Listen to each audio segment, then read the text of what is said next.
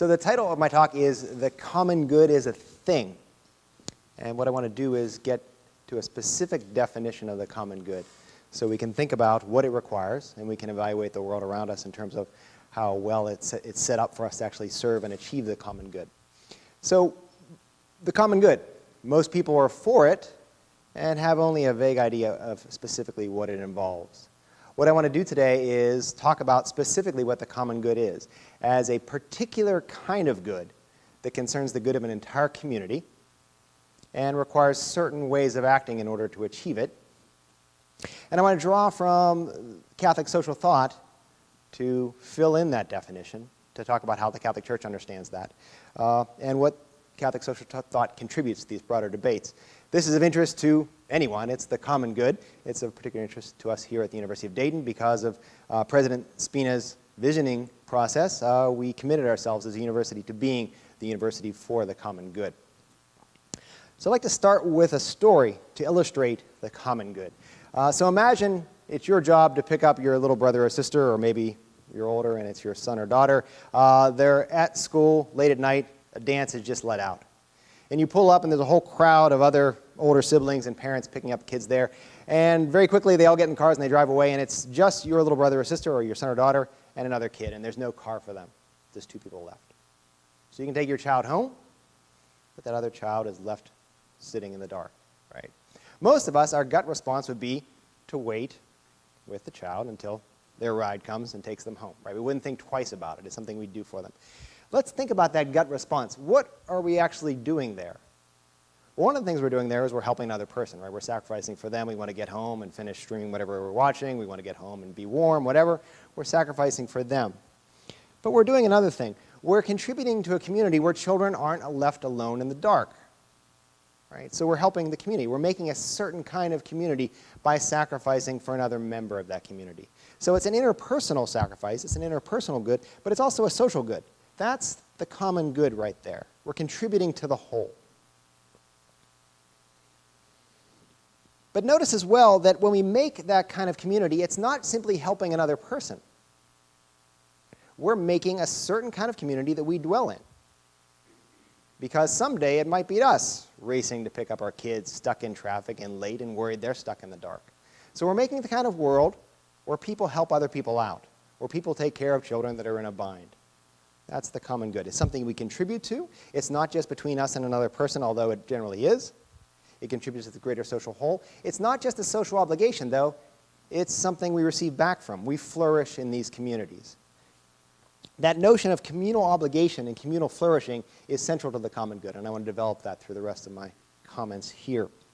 And here I'm drawing from social encyclicals from the past 100 years. I'm drawing from the Compendium of the Social Doctrine of the Church, which has an extended section on the common good as a principle of Catholic social thought. It's also in the Catechism as well, but it's developed more fully in the Compendium of the Social Doctrine of the Church, which is the Catholic Catechism on social teaching from the Vatican.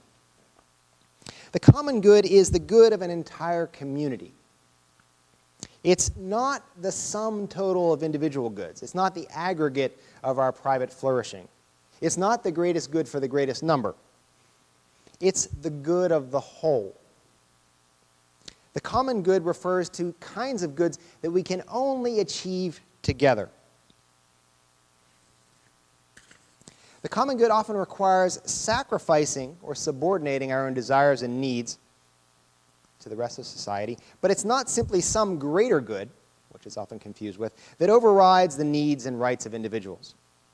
The common good is the broader good of the whole society upon which every individual depends and receives from. We give to it and we receive back. So I'd like to begin with a very concrete example of the common good that's almost mathematical. But in its math, it illustrates something very interesting. And this is drawn from the realm of immunizations, public health. And one of the things they discuss in public health is something called herd immunity. So let's just take the simple example of a flu shot.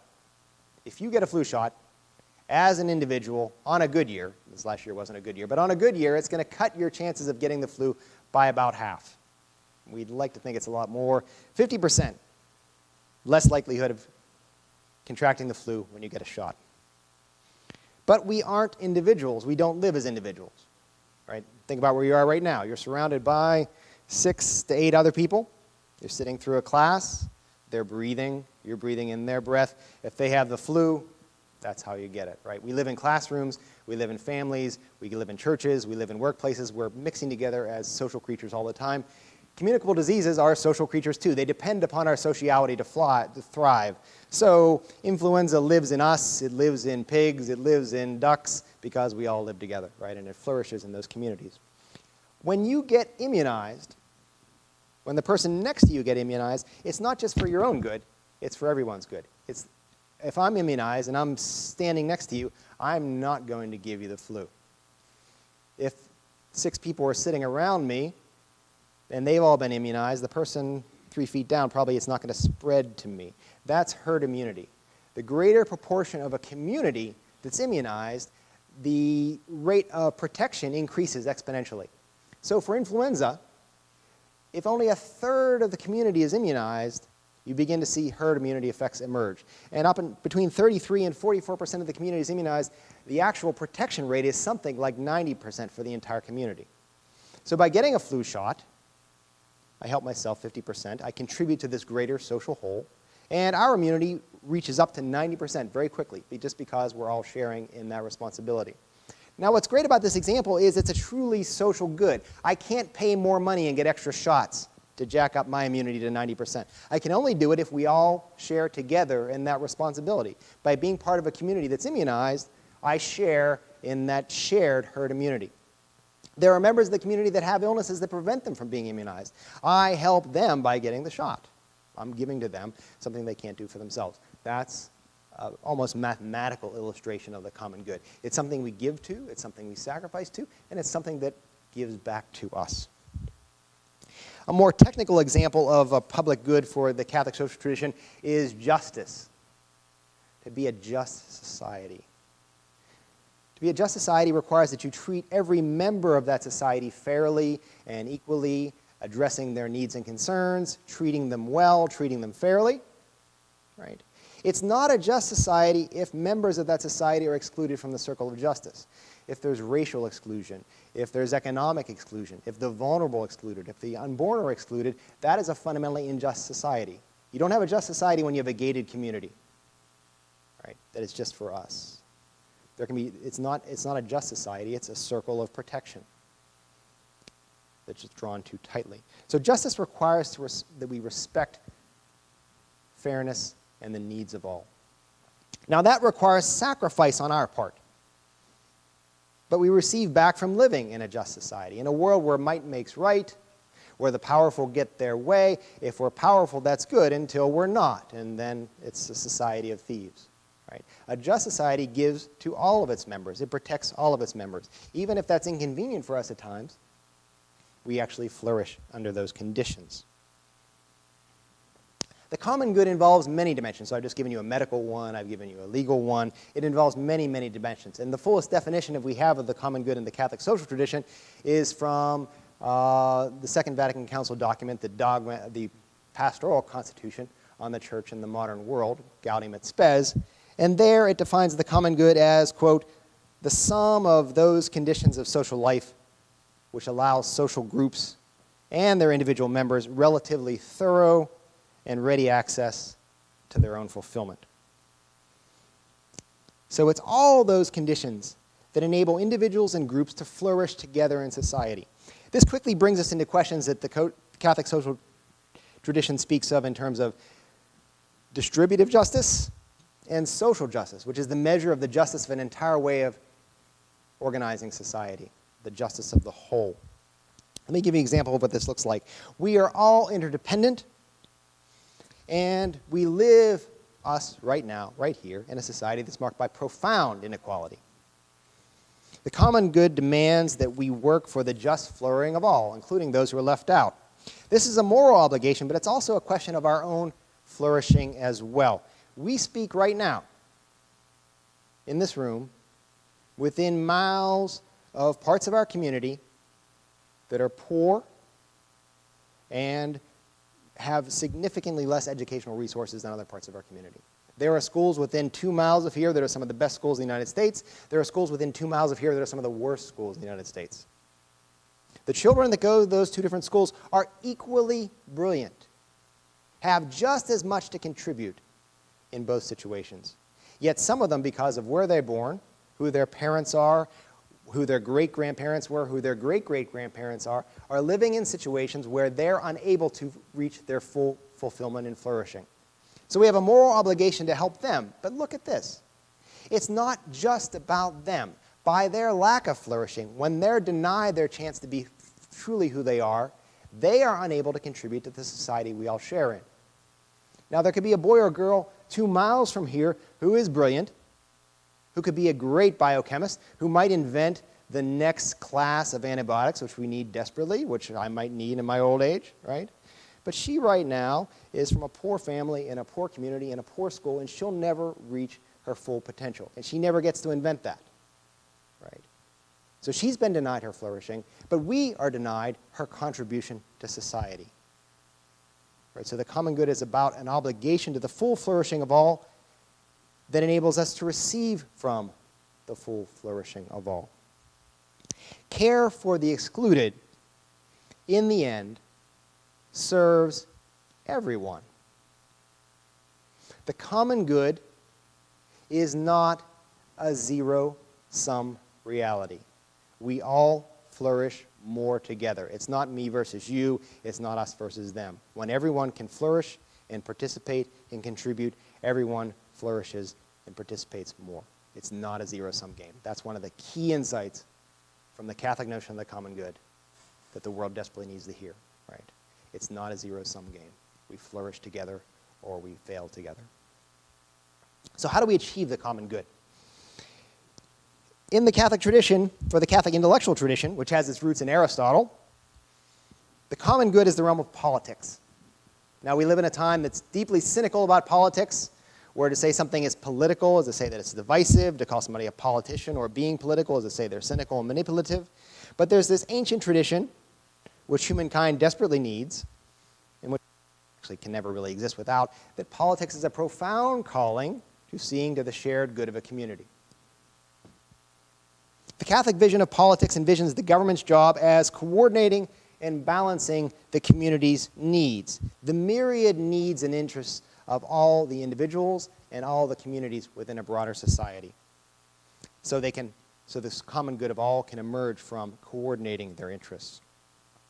Here, there's a role for individuals, there's a role for local communities, there's a role for individual businesses, private businesses, all coordinated by the government overseeing this, not telling everyone what to do, but coordinating those interests, trying to bring them into harmony, trying to help them work out their mutual interests and their conflicts so that the common good can emerge.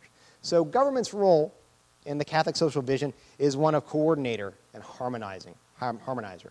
It doesn't dictate everything, but it is very powerful. It does negotiate these conflicts and try to bring things together into some kind of harmony. That's Pius XI, Quadragesimo Anno, it's there. More recently, Pope Benedict XVI offered a very powerful reflection on the relationship of this political task to the Christian notion of charity. And I love this connection because we feel charity very well. When we talk about the common good and we talk about politics, that quickly becomes quite abstract. So I'm going to read to you what Benedict said. Benedict was a very deep thinker. He thought in paragraphs, so I'll try to read this slowly. There's no way to really condense it down, but it's a great paragraph. To desire the common good and strive toward it is a requirement for justice and charity.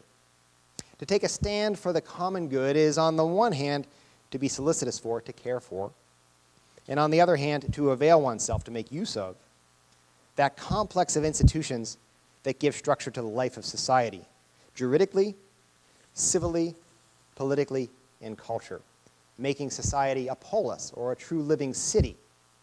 The more we strive to secure the common good,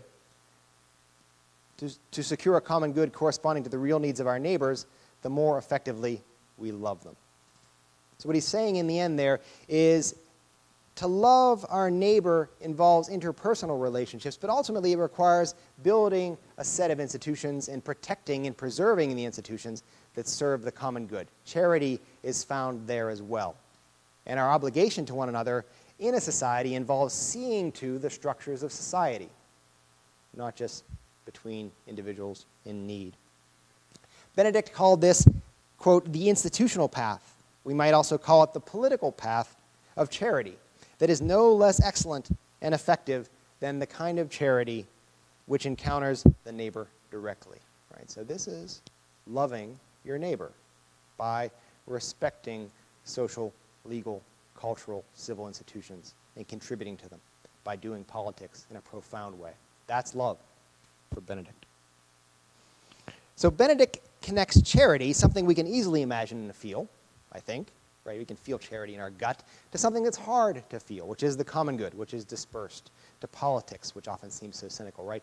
Keeping that functioning is a service to charity for Benedict. That's from Caritas in Veritate. So we can easily imagine the moral importance of interpersonal charity. Benedict helps us see the moral value of serving the common good in all society. The common good requires ways of acting that can directly promote it. It's not something we easily do on our own. On my own, I can take care of my neighbor, right? The widow in the neighborhood who's on her own, I can check in on her, right? I can't take care of all widows that way. On my own, I can perhaps tutor a child who's from a school, an underprivileged school, right? But I really can't see to the needs of educational inequality on my own. The common good requires us to judge the options we have in society to see whether we can really work to achieve the common good together or we're reduced to largely private means, right? If there's not much we can do to serve the common good, that should alert us to the fact that we are in a politically underserved situation. We need to develop our practices. We need to develop our structures. We need to develop the political service of the common good. Government needs to be developed here. Not in the sense that government will do it, but that it gives us an agency, a pathway to do something to serve these broader goods of the entire community. So we need to interrogate the means at our disposal. What can you do in your life? What's easy to do as a citizen of the United States, of our very wealthy society at the beginning of the 21st century? What kinds of things are easy for us to do, and what kinds of things are hard for us to do? The things that are easy, do they circle us in on ourselves, on our own needs, on the needs of our family, or do they let us bridge out to be part, have our individual lives and our family lives be part of a greater whole? If we can't find that leap outward, we need to build it. The common good demands those kinds of political structures and practices. Okay, so that's the good side of the common good. There are problems with it. The common good suffers from the same sort of problem the community does. Community is a beautiful word. It's a good word until it's not, right? Because community can be drawn far too tightly till it becomes us, defined against them. Community becomes a form of inclusion that is secretly exclusive. The common good has always existed right on this boundary between in-group and out-group since its founding. With the Greek cities, they were constantly warring with each other, right? So politics, life of the polis, for Aristotle, was often about, should we go to war with the city down the street, right? Should Oakwood fight Kettering in contemporary examples? It was about us versus them. Catholic social thought, the writings of the popes throughout the 20th century, wrestled mightily with another form of drawing the circle too closely on the common good, which was all sorts of selfish, narrow nationalism. So we had the great conflicts of the 20th century, where virulent forms of nationalism threatened to destroy the world. Then Catholicism, in response, emphasized first the international common good. The common good didn't just end at the boundaries of your country. It was truly international. You have a responsibility to all of humankind. And finally, the universal common good. All humankind flourishing together as one human community. Right? Catholicism is a church that imagines its reaches to encompass the entire world. No one's left out. Now that doesn't mean that the common good just points us outward. In the Catholic imagination, in Catholic social thought, the common good is structured by levels, by circles, ever-expanding circles. They begin with the family expands into the local community, which expands into the region, into the state, into the nation, and then the whole world. Right? So it's not that the universal common good means you shouldn't care about the people next door. You should. And from loving them together as a community, you learn how the common good works, and you can imagine it on higher and higher scales, and you contribute to it on higher and higher scales. Likewise, the common good, the universal common good, works the same way as the local common good. It's something we're obliged to give to, and it's something we receive back from, right? There's no peace for a nation that's surrounded by countries that are living in poverty, that are mired in strife and war. Eventually, that comes back into our nation as well. We take care of ourselves by taking care of each other, right? The common good is not a zero-sum game. We flourish better together on all these levels. More recently, Pope Francis, in his encyclical Laudato Si, has pointed to another dimension of the common good that's even more universal still, which is the common good of all creation. And this goes back to the first chapter of Genesis, where God creates a harmony of sea and dry land, of plants and fish and animals and humans, and all of them together as a community on the sixth day. When God looks at all God had created, God saw that it not only was good, but it was very good. Right? All of creation together praises God in the Sabbath. This is the original community. This is the original common good of all, giving praise to God as one. So creation itself is a broader common good that encompasses the common good of human civilization. And again, this isn't simply an obligation that humans now need to care for other creatures beside themselves. Humans will not, cannot flourish without those other relationships, without the ecological world that keeps them alive. Right? So we thrive together.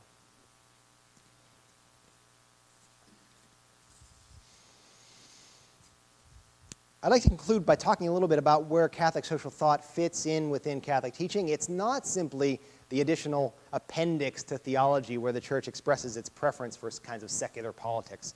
We like this sort of thing, not that sort of thing. Catholic social thought flows from the basic dogmatic commitments of the Church. The Catholic understanding of the human person is not of individuals at war with each other for their unfulfillable desires. The Catholic vision of the human person is one of someone who's made for community and can only flourish in community. This comes not from some 19th century political option. It comes ultimately from the understanding of God as a communion of triune persons. Right? So God is in God's self already a loving communion.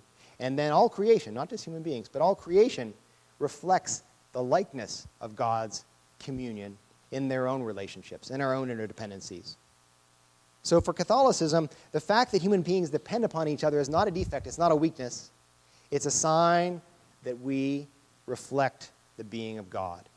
There's more reality, more relationship, more being found in relationships. The common good is a manifestation of that. So this commitment to the common good ultimately relies upon the most fundamental dogma of the Catholic Church, which is the doctrine of the Trinity. Right? It's a reflection, it's the social reflection of that theological commitment. So the common good teaches us that alone we're singing in the dark in fear, or worse yet, alone we're singing to drown out the other voices that are competing with us, right? But together we can share in harmonies that we can't even imagine on our own. We can do more than we could ever imagine, let alone achieve. The common good is a moral imperative. It is a political task. And at its deepest root, it's a realization of our vocation as creatures made in the image and likeness of God. Thank you.